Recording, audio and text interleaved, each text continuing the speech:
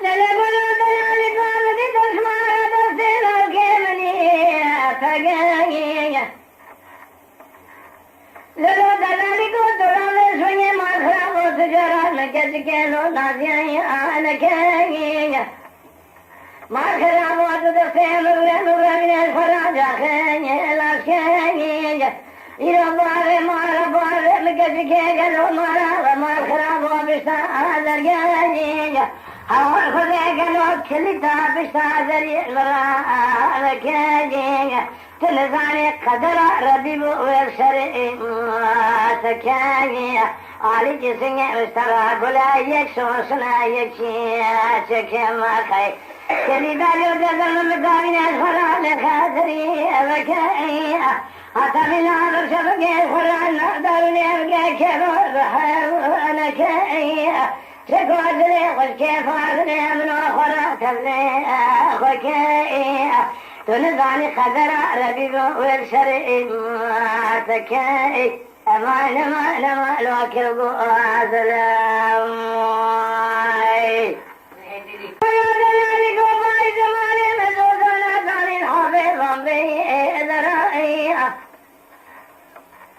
إلى المضاري بالفوفرة لو بالفاي أسرائي تبلي مكريا مسكني كل عام بالباقي لو راكي أسرائي ولا زيب دستيت من ذاك مدير سيف ذي مدى قاسك قلو القرآن مدير شتاء مدري شنا لا تسبيك وبكلا رقي أسرائي ما الكلام والفرق قاسك يا كلام قرام السنة تصور شغاني أسمرائي لما كبوازلي ترى مالي مزارنا الدنيا ملا بالبار شيئي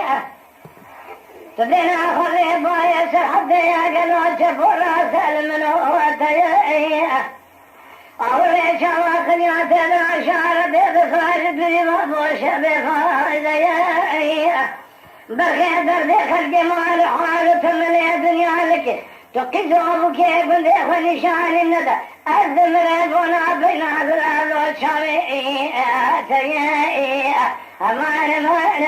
ما هو آلما إجوان أمان ما لو كبوا ذلائي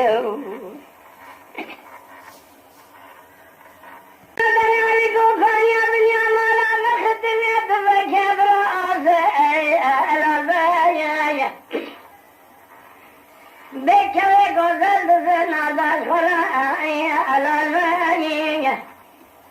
ما خرابات دنا خذ براكوا غزل لو خبر فيرو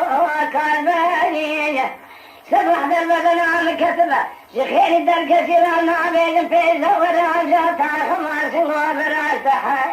الالبانية أمان ما هو آلما إيمان أمان ما كبوا سلام